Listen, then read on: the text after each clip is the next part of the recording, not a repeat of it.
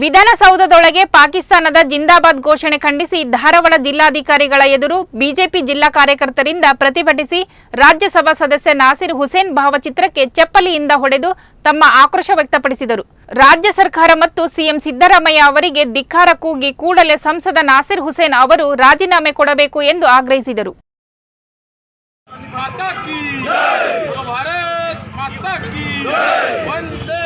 ಸರ್ಕಾರಕ್ಕೆ